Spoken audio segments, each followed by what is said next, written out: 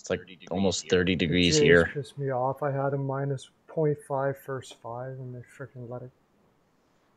Yeah. Fuck, No. eh? Anyways. There we go. We're on. Okay. So hopefully our audio is working all right. Hey, everybody! Whoever's in there. I don't know if anybody's in there. But it's all right. Payton and I are just, hey, Lauren's in the house. There we go. So, yeah, we'll just continue talking with her before. Yeah, I mean, we're talking about, like, there's a lot of people saying that Puljujärvi and Fogel are the same player. Not a lot. I actually only saw one guy. And he brought up some statistics and stuff like that. That, I mean, hey, I'm all for analytics. However, it seemed like a pretty small sample size to me. It is. It is. Because I read it over just quickly before we jumped on live. So basically, he was pulling up numbers. Let me just find the article. So he was kind of going, and he's like, outside of the opportunity, group worshiping. He called it. Were Warren Fogle and Jesse Puljujärvi really that different of players last year? So he's kind of bringing up last year, which is understandable because Puljujärvi near the end of the season did struggle, but he looked at numbers of like Warren Fogle performing alongside of McDavid. Now, this guy didn't say that Puljujärvi or that Fogle is better than Puljujärvi. He still thinks that Puljujärvi is a better player, but he thinks that Fogle would produce the same amount of points that Puljujärvi would have produced this year if he got more ice time alongside of Connor McDavid. But the numbers, you take a look at the time on ice, Fogle only played 98 minutes alongside of Connor McDavid compared to the 574 minutes alongside of Connor McDavid. Yeah, like Warren Fogle, the thing with Warren Fogle is you look at the goals for per 60. The goals for per 60 with Puljujärvi and McDavid were at 3.55. With McDavid and Fogle, it was 0.61. So they played better defensively, but they couldn't do anything offensively. They were just shit offensively. Puljujärvi just did so much better offensively and wasn't that bad defensively. It was at a 1.57 goals against per 60. And with Fogle, it was a 0.61 per 60. But once again, it was only at 98 minutes. So you have a really, really small sample size. And you look at the two players without McDavid or Draisaitl, Puljujärvi just looks like a better player without those two. Puljujärvi by himself, he generates 3.88 goals per 60 and a 2.68 goals against per 60, compared to Fogle, who's a 2.73 goals for per 60 and a 3.24 goals against per 60. So I don't think that Fogle is way better than Jesse Puljujärvi. I think that crowd of people that are bringing it up is just people that are trying to piss off, I think, the analytics crew, trying to piss off Jesse Puljujärvi lovers, I think is the main thing, because I don't know why, but a lot of Edmonton Oilers fans, for some reason, have a hard-on for hating on people that love a certain player. It's like we're not allowed to express our love for a certain fucking player because, oh, that's a bad thing. We're not supposed to love a certain bad player. But yet they're supposed to love fucking Tyson Barrie. We're supposed to love Tyson Barrie. I don't understand this Edmonton Oilers crowd. Never have. I don't think I ever will. But I think I always will love Jesse Puljujärvi, no matter what. Because he's an amazing player. The only thing that I can say about that is because I live in Edmonton, and it's the whole idea. It's the mindset here. The mindset here that of him wanting to leave when he was younger and all that kind of stuff like that. And I hate to say it, also, you have to be way better than, just flat out, you got to be way better than a Canadian if you're a European to get the love here. That's true. Oh, really? There's no doubt about it. That is without a doubt. That's the elephant in the room that nobody wants to talk about, but it's true. And they'll argue against it till the day is long, but it's true. Even I remember like Jeff Petrie. He got fucking hated on so much. American hated on so goddamn much. I remember a lot. Even my dad hated him so much.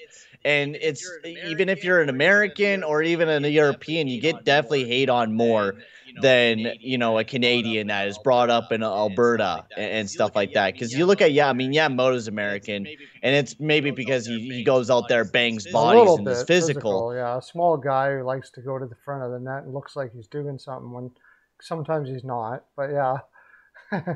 Majority of the time, he's just going out there and banging bodies. He's looking like he's doing a lot, but not really. And really, too much. when it comes down to it, I think most people look at hockey like a comic book or like professional wrestling or something like that. When you get to the heart of it, they just want to see people being violent and your team being violent to the other team. And then we're winning regardless of what the score is. Then if we lose, we can say, well, we tried really hard and we beat them up. Yeah. So the fact that we lost is, well, just what are you going to do? I think that's really what it comes right down to it. And Edmonton seems to play out quite a bit. Who else is there? And the reason why we're talking about Puljujärvi as well is because he avoided arbitration and signed a $3 million deal that was worth one year. Unfortunate that it was only 1 year deal, but honestly, I'll take it. It's kind of a prove me type of deal. But the biggest risk that we're taking here is that if he does end up outperforming this year, is where are we going to get the money to be able to sign this guy? Because we're not going to have any money next year unless we trade away someone. And that is his son, by the way. Holland's son. Brad Holland? Yeah. Brad Holland? That's his son. Yeah. So unless his son can really work on him, I think Puljujärvi can play the best that he can play and still won't get the love there. If it wasn't for his son, I don't think Kenny Holland would just go right over his head how good that kid is. I really do. Yeah. I know. It's crazy. Like, I know we and you have talked about this before on the hatred of analytics for no apparent reason. Because even I have discussions with my father and I have discussions with other people. Like, my father always says, oh, you could just make up numbers and stuff like that. You could put numbers wherever you kind of want them.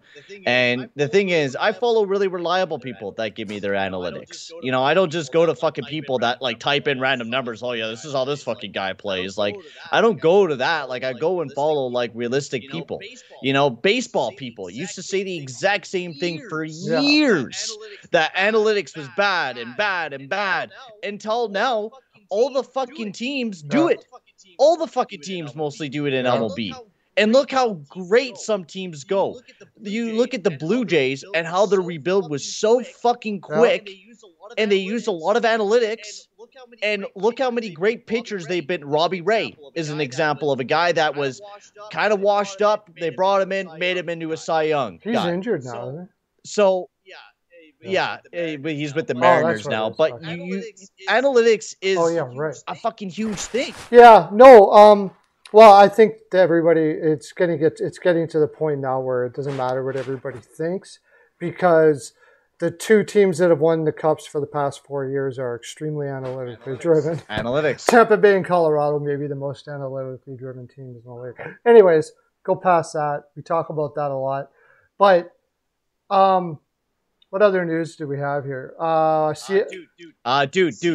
Siegenthaler. Holy fuck, what a deal. Oh, what a great deal that was. What a deal, dude. Holy crow. 3.4 million for the next 5 years. There is an echo. Woo! There is an echo. I was worried about that. Oh, there's an echo. Oh, there might be. Just check my audio. There might be two audio sources. But dude, that defense in New Jersey. Hamilton, Marino, Severson, Graves, and Siegenthaler. Whoo, and then Simon Nemec. When you're talking, it's going through my audio input. Oh, it's going through your audio? Yeah. Is it because your audio input's recording the desktop? I don't know. How do I know that? Because you could go into the settings on your Streamlabs and you'll be able to switch it to your mic. Or just add a new audio input and put it as your mic and then just mute it.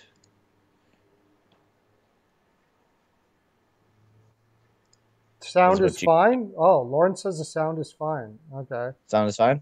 All right. I don't know. Okay, anyways, Siegenthaler was the whole thing about Siegenthaler, by the way, another analytically driven team. Huge. You don't go out and get Siegenthaler. Well, unless, I don't know how people's eye test doesn't match analytics. I don't get it, because it always does with me. I didn't have to know the analytics of Siegenthaler to watch his positioning to know that he's a fantastic defenseman. But that is an unbelievable contract for a guy who could play a top pairing D on a lot of teams.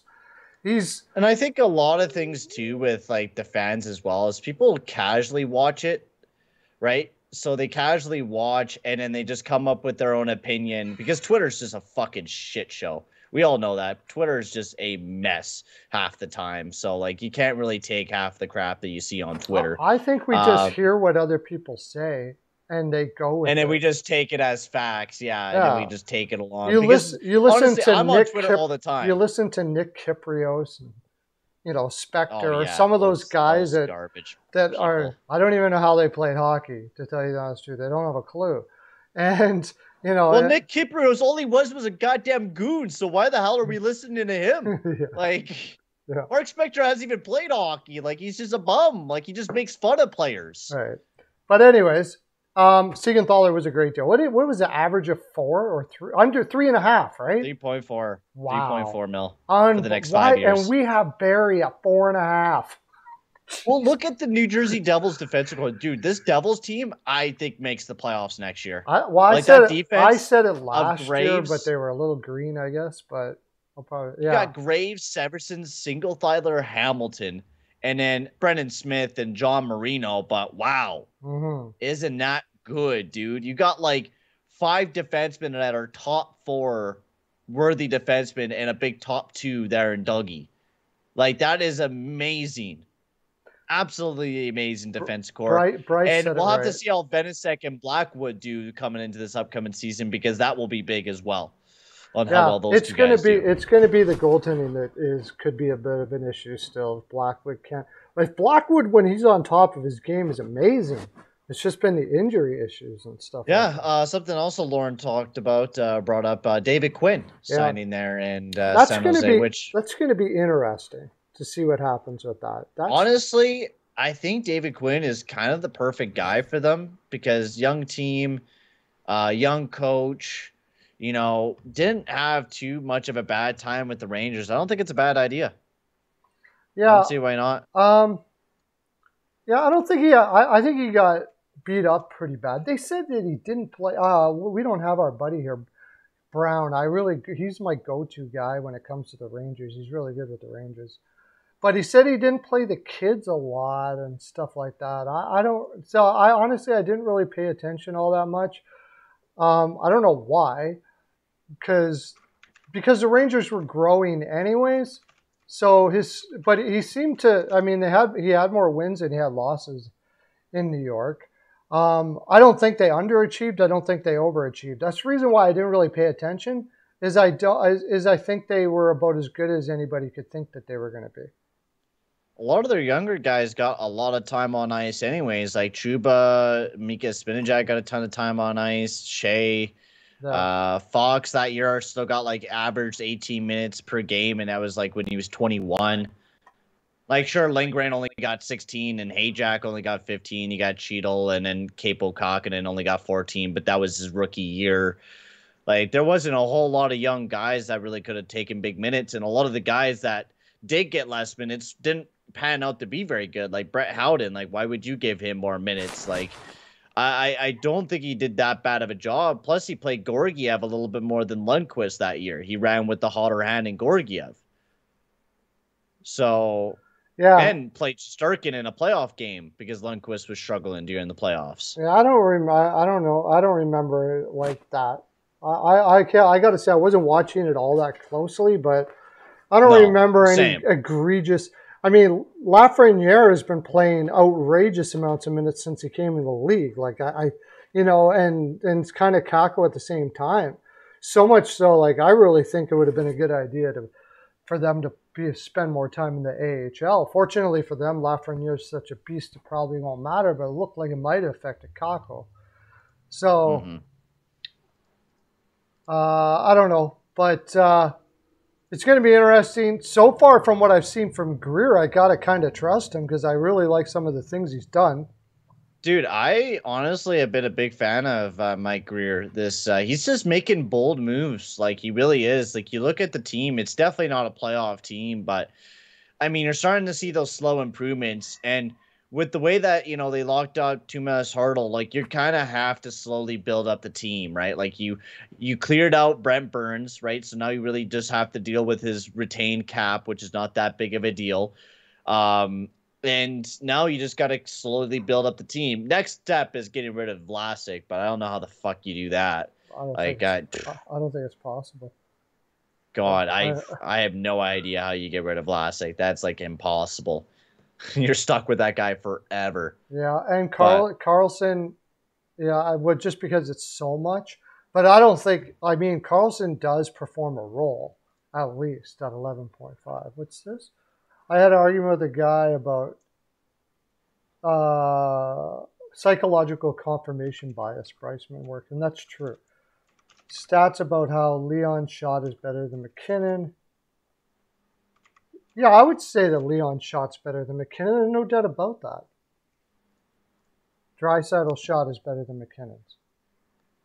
I would say so. Yeah, I mean, nothing against McKinnon. McKinnon's a better deker than Draisaitl. Definitely a better skater. He's a better skater, but shot, yeah, I don't think he doesn't have anything on. No, like I think goal scoring Draisaitl is just far superior, better than what Nate McKinnon is. He has a better finishing ability, plus he has just a better shot. I think Leon Draisaitl, without a doubt, better. McKinnon's a better overall player, all around player. He's a better all around player, but I mean they're pretty even, honestly, between him and Nate McKinnon. I would say. Oh. I would say between the both of them, I would say they're pretty even. I wouldn't have thought that. I keep seeing these people with the 100. I don't think I would ever make like a 100 ranking thing because my God, the people that like that Empire guy on Instagram made one and got just fucking tirade because he put Makar as number 2 over Matthews, and everyone was just ripping into him. And I'm like thinking about him, like Cale Makar is pretty fucking good. Cale Makar is better than Matthews. Like this guy is like number 2 in the NHL. Some of the other ones, some of the other shit was kind of like what the hell. But like the Cale Makar move, I was like, yeah, this is like not even a hot take. Like I think Cale Makar is probably better than Austin Matthews. Yeah, for sure. Cale Makar is like as close to McDavid as you can find in the league. He's a freaking unicorn of a player, defenseman. It's insane. Like people say, people compare him to Paul Coffey. He's better than Paul Coffey. Paul McCoffey wishes he had the defense of Cale Makar. Not even freaking close to the deep. Paul Coffey was basically like Burns. Oh yeah, that's basically what Paul Coffey was. Well, you look at that Edmonton Oilers team; they had so many other good defensemen that was like built around Paul Coffey. Paul Coffey just could just go off, right? Like if you go back into the 1985 Edmonton Oilers, they had so many good defensemen and solid defensive defensemen at that too, right? Like it was a solid defensive team. You had Kevin Lowe, Charles Huddy, which you just named all. Paul Coffey was the offensive guy, like 121 points that year.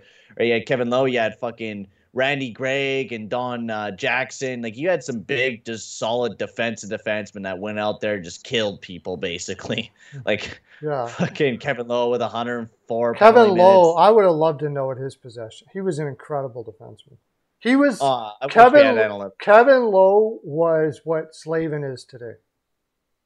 Oh yeah, that's what Kevin Lowe. I would say Slavin's better offensively though. Yeah, but I'm talking about in his defensive ability. Defense, yes. Yeah, he was just like that.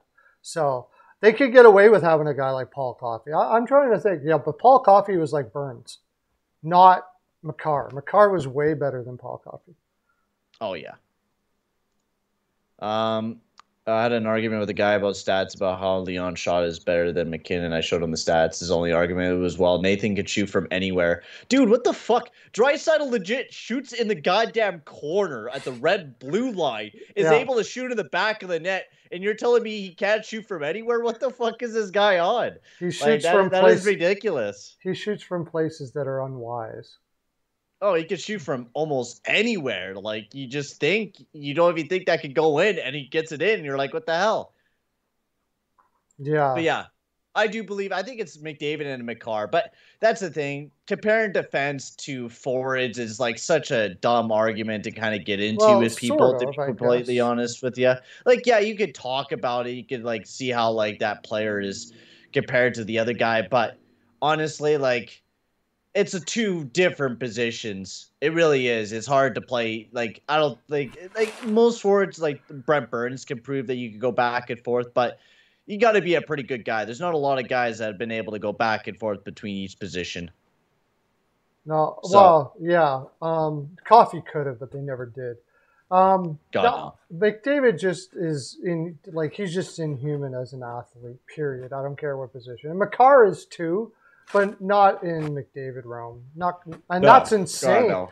And that's insane, because if there was no McDavid, like McCarr would be a god. So he's like the gods of the gods. McDavid. Yeah, McDavid is the gods of the gods of the gods of the gods. Yeah, McCarr is came up in an era which was really unfortunate. In most any other eras, he would be. Oh, well, here's a little thing from The Athletic. Do you want to go over the 10 worst contracts 2022 edition? I saw that, actually. 10 worst contracts. Oh my God, the Montreal Canadiens fans were crying, bro. They were crying. Nick Suzuki on here. What the hell, man? He's not a bad contract. It's ridiculous. It's like, he had a pretty bad year last year. Like, he was not good, and you're paying him like what, $7.9 million? Yeah. Yeah, like it doesn't look like a good contract right now. It's 2022 edition for a reason. Looking at bad contracts right now. And then Suzuki's contract might look really good in the future. But right now, no. It doesn't look very good. But it's lower down on the list. And in Ben Sherratt, people were getting angry about that too. But I think that's just a horrendous contract. And Darnell Nurse is up there. I don't know about that one. I don't know. Oh, yeah. I think Darnell. It's not a fantastic contract. But he had a much better year. He had a really good year. I don't necessarily. So I don't know. I don't necessarily agree with that. I don't really like Dom a lot. I think Dom he's okay, but a lot of his numbers and a lot of his analytics don't really support my eye test a lot of the time. I often think that they do some of this stuff. They don't even put much time into it. They just want to get people talking. That's it. And I think that is a lot of it too, because I mean, The Athletic is very popular, and that's almost anything. Is this really guy? Okay, I just read another thing. Suzuki is better than Tavares. Yeah, doesn't Tyler Seguin was number one, right? What's that? Tyler Seguin. Yeah, that's easy though. Yeah, that's an easy one. Yeah, it would have been Skinner last year. Hockey News Report, how's it going, buddy? I'm surprised there wasn't more of a uproar about Seth Jones being number 2, but I guess everybody realizes he is a horrible contract still. I think Skinner might be a little bit unfair. Everyone was saying, "Oh, he's good. This is a good contract. This is a good deal." No. I love the fact that Colton Parayko is on there, but really, it's not. I mean, he's gone through some horrible injuries. It's really bad. It's too bad. Yeah, he's had some rough times right now. And I mean, I think it'll bounce back. But yeah, the contract's not looking fantastic right now. Zach Werenski had a horrible year last year. Really? Didn't really pay much attention to it. He might have. Let me take a look here. He had an all right year. Down defensively, but was all right offensively. Yeah, I wouldn't put him in the top 10 worst contracts. But see, I don't think I would put him as that's the thing. There's not a whole lot of horrendous contracts. He didn't put Milan Lucic or anything like that. I think he was just picking players that should be performing towards their contracts, but they're not. I think it's kind of the way that he fluctuated. Not horrendous contracts, but players that aren't performing up to their contracts. So Darnell Nurse getting paid 9.5, he's not deserved of that contract. Yeah, it's true, but I mean, I love the fact that he put Sherratt in there. That was beautiful. That is. But Zach Werenski, I would definitely not put in there. I mean, yeah, maybe he didn't play totally up to it, but there's got to be worse. I'd have to look through. Maybe there is. Okay, so yeah, there's a surplus value. That's why there's a ranking. So I'm guessing that he put his analytics to a thing that calculated how much money they should make to their contract that they have right now. I actually have it right now. So yeah. So worst contracts in the league: Tyler Seguin, 9.9 times 5. It's at a negative 38.4. Positive value probability is at 5.2%. When blah blah blah. Talking about Tyler Seguin. Seguin currently holds So where do they? Okay, yeah. So yeah, he has a market value for Tyler Seguin, which is $3.5 million for market value, and then he has a trajectory of Tyler Seguin and his market value, which that would be all added up to his contract. So his market value would be 10.9 mil total per season compared to what he's making right now, which is 9.9 over the 5 years. So that's kind of the way that he's basing it off of. Okay. So his projection compared to what his market value is. Like Seth Jones's market value is at 6 mil, but he's making 9.5. Yeah. And then Darnell Nurse, his market value, which is 6.2, but he's making 9.3. Which I would have Darnell Nurse probably around that area, like 6.2, 7 mil. 7 million is what I would have Darnell Nurse at. So, well, I guess a lot of that would, because a lot of that would have to do with, like, Myers. That contract's terrible, but it's not so terrible. Like, he's probably worth, 3.5? Yeah, it's weird that Myers is not on this list right now either. Yeah. I wish they could show honorable mentions. So you had a few honorable mentions. Hampus Lindholm, Josh Anderson, which is understandable for the Lindholm one. Drew Doughty, David Savard, and Jamie Benn. So he didn't really have who did you say there again? Tyler Myers. I think the reason why he didn't have Tyler Myers is because how many years does he have left on his contract?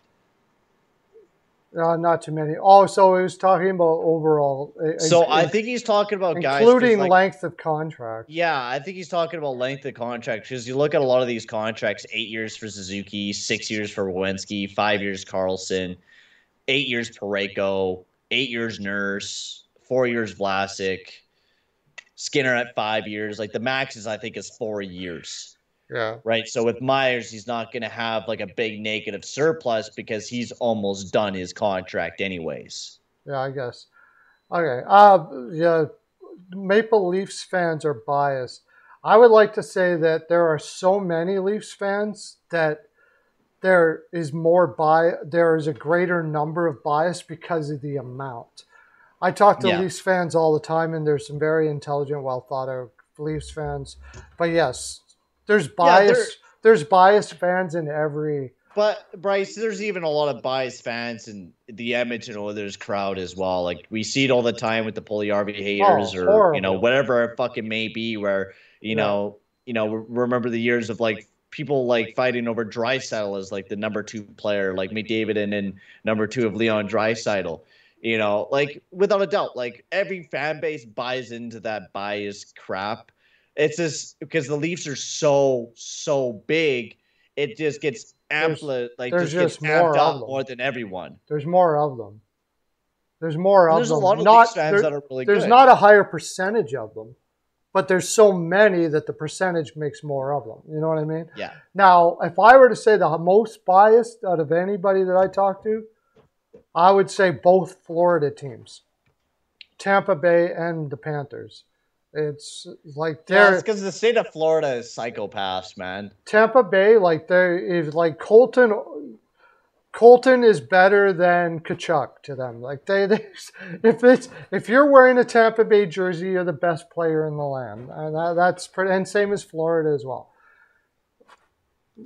No, we actually haven't really talked very much about Mr. Tampa Bay Lightning this upcoming season either. I don't know I guess I think they still need to move one player because with Seabrook on LTIR, they're still like a little bit under the cap. So they need to trade away somebody. But I was seeing a post that Ross Colton might turn into the Andre Palat. I agree. That they used to have. And I agree. He was top 40 or something like that in 5-on-5 points last year. Did you see that? Yeah, and wasn't he like high up in the leaderboard for like assists as well or something like that? I Yeah, can't remember. first But first assist or first assist. Yeah, yeah, yeah. something like that. I think he's definitely, without a doubt, easily going to be able to replace Andre Platt going into the next year. Great two-way guy, great finishing ability. I think even a little bit better than Palat. I think he'll be amazing going into next season. I think they still have to make a move. They still have to move. Oh, they signed Nemastankinov too. Why? Nemeshnikov. Yeah, I don't know what that was all about. Why? To 2.5? Why? I think he was a filler. I think he's a filler until the deadline, just just to add some offense. They couldn't find anybody else. But he's not even offensive. He's like more defensive than anything. Well, he can put up. He puts up 40 Yeah, he point, puts up a few points, but 0.5 points a game is pretty much what Nemeshnikov does. He does add speed, and I do think that they thought their speed was a problem in the playoffs. So he does add some speed. He is fast. now No are they doubt going about to trade that. away Kilroy then? Kaloran, yeah, if you're trying to add speed, you don't want Kaloran. Yeah, you look at like a lot of their guys are not the fastest guys in the world. Stamkos is losing a step. Never really was super fast. No. Yeah, like so. I think that might have been kind of their patchwork play for now. I think it was just a patchwork play, but I don't really get it. But Blackhawks fan. Sorry for you getting fucking banned, buddy, or timed out on the channel. Sorry about that, bud. Hope you're doing good. Yeah, apparently they were trying to get Kachuk, and Nietzsche was part of it, but I mean, you would have had to add a lot more than Nietzsche. But I mean, maybe you would. Like I said, I don't want to go because we talked about that a lot the last time. Of course, everybody talked about, and we'll be talking about that trade forever. It really just comes down to whether they sign them or not. I know. I see so many people are like, "Oh, fucking Huberto and Uyghur want to stay in Calgary." Like, No, dude, like Goudreau said that a year ago. they're open. Like, that is not dude, a resounding we're like, signing dude, do in you Calgary think at that all. they're just gonna stand up on the podium and be like, "Yeah, I don't want to sign here long term"? Yeah, Like, they're not gonna do that. Like, think about this. logically, think that. If you'd heard McDavid right now come out and say, "I'm open to signing with Dude, every the fucking Oilers," fan would be like tweeting at his Instagram, fucking hating on him. Like, that's the reason why. Yeah, You just don't say anything until you leave. I'm gonna tweet that right now. Oilers fans, if you heard McDavid come out and say, "I'm open to signing with the Oilers after this contract is over," would you think, "Oh yeah, for sure, McDavid is signing with the Oilers"? I mean, come on. I mean, shit in this world now. The I'm open to. That's the last thing you want to hear after you just traded a beast of a two-way winger, maybe like top 3 winger in the league, and the people you get back say, "I'm open to signing with you." Yeah, I don't want to hear that. Well, it's not the last thing, I suppose. The last thing would be, "I definitely don't want to be here." But is he going to say that right now? Like, he's for sure. He's not going to say it even if he, right? Huberto's not going to come out and say, "Yeah, I don't really want to be here." No one is, dude. Like, there's barely any players that come out and say, like, "Oh yeah, I want to get traded out." Like, there's very few times that like happens. Like it's very rare. Like even Pierre Dubois. And honestly, I'm starting to think like a lot of these Montreal rumors, they're just completely false. I think like a lot of these people like Dubois wanting to go to Montreal and et cetera, et cetera. Like there's so much of a long list that we've seen over the past like 2 years now that people keep saying, "Oh, this guy wants to go to Montreal. Like this player is gonna go to Montreal," and then they just end up not. Like Letang, Bergeron, and then Dubois. Who knows what's gonna happen with Dubois? And then someone was like, "Oh, imagine if we brought in Huberdeau, Dubois, and this guy." And I'm like, dude, what are you on? Like, what are you gonna trade? What are you gonna trade? Yeah, yeah. And like, where are you gonna have room? How are you gonna get rid of Josh Anderson to be able to sign Huberdeau? How? Explain to me. Like, I just don't get all these Montreal fans thinking that they could get every player in the world. Well, I think they might be able to move Josh Anderson, which you shouldn't be able to. But somebody might bite on Josh Anderson. But they got so many big contracts, like you would have to trade away a lot and probably eat up picks just to be able to trade a few of them. Like I just don't see it happening, you know? I mean, they could get Dubois, but do you want to get Dubois? That's what I'm saying. Yeah. Like, do you Why really would you get Dubois? I mean, he's not that great of a player. You already got Doc and Suzuki up the middle. Why would you need Dubois? Well, I guess you could play him on the wing, but I mean... But you already got Caulfield and Slavkovsky. Yeah, I'm not, like, going... Like, think about what he's done up until now. Like, I don't want to be in Columbus because my heart's not here, so I'm going to go to Winnipeg, and then my heart wasn't there either. So what did you leave Columbus for? You could have waited until then, and you never told anybody or gave a hint to it. Not that he really has to, but the optics don't look good. Like, he had to escape Columbus for some reason. Maybe they would say it was possibly Tortorella, and then that's a red flag to me, because if you can't handle a guy who's won a cup and brought many teams way further than they ever should have, like the Rangers teams back in the day, like then what are you going to do in the rest of your career? So I don't even know why you'd want Dubois. They probably could find a way to afford him, but they got many problems to deal with before they got to worry about that. What do you do with Drouin? What do you do with Anderson? What do you do with these guys first before I would even worry about? Yeah, and that's why it's so funny to me. These like the Montreal fans like just saying like, oh yeah, we can get this player, this player, this player, but like, dude, you got like $248K. You haven't even signed Doc yet. Like, you still got to get Cap out of the team so you're able to afford a player. Like, it's not happening. Like, unless you start, getting rid of Mike Hoffman and Dvorak, it's just not going to happen that you're going to. And also, if you're making these types of trades, if you're trying to pick up, I mean, Huberdeau, you could try to get a free agency. But if you're, like, I mean, even look at the Letang and Bergeron rumors, they're not going to Montreal. Like, why would they? But, No. like, why in a rebuild would Gorton and Hughes just be like, oh, yeah, let's just trade away all our prospects that we've stocked up on now just to pick up one fucking player? Like, that would be the stupidest thing to do part of your rebuild. You got to get When you're doing a rebuild, you're supposed to stock your shelves full of prospects, so when you go for playoff runs, you could lose a few players. Yeah, and then you could bring up prospects. You got to get rid of Hoffman. You got to get rid of Drouin. I mean, that's the most important thing right now. You got to get rid of guys that are useless on this team before you. And you got to trade away picks to get rid of those players. Pretty much. Don't want to do that because you're rebuilding. Yeah. So I mean, yeah, I don't. He's got a tough job. Gordon's got a really tough job right now. I don't even know what Evgeny Dadonov was for. What was that about? What did he do with that again?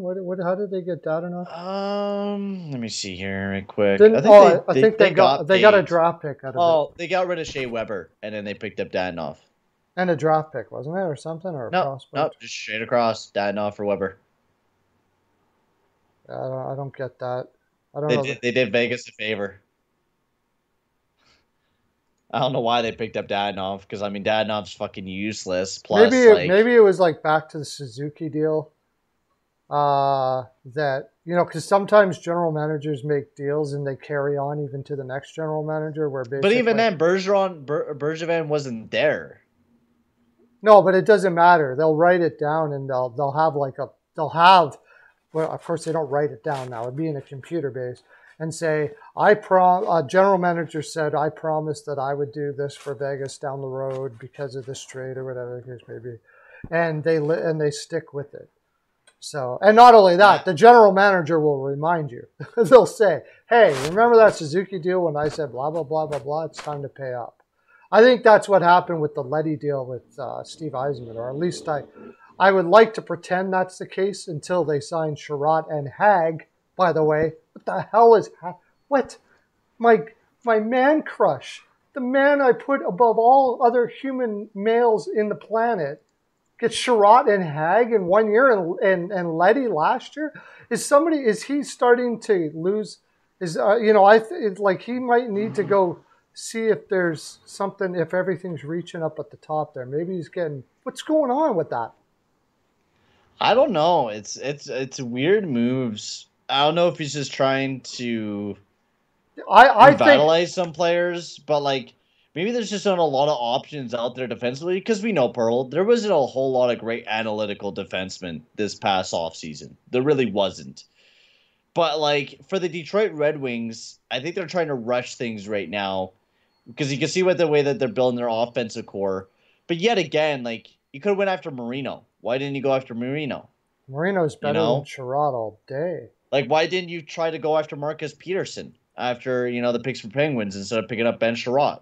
Marcus Peterson would have been a way better guy to pick up, and he would have been able to play on the left side. And you don't need Ben Sherratt because, dude, Ben Sherratt's gonna be playing alongside of Mort Snyder, and holy shit, is he ever just gonna bring down Mort Snyder? Snyder's gonna have to carry that man. Cedar's carrying him for sure. Cedar's carrying him all day long. Okay, I want to see something about this contract. Like all day long. 22.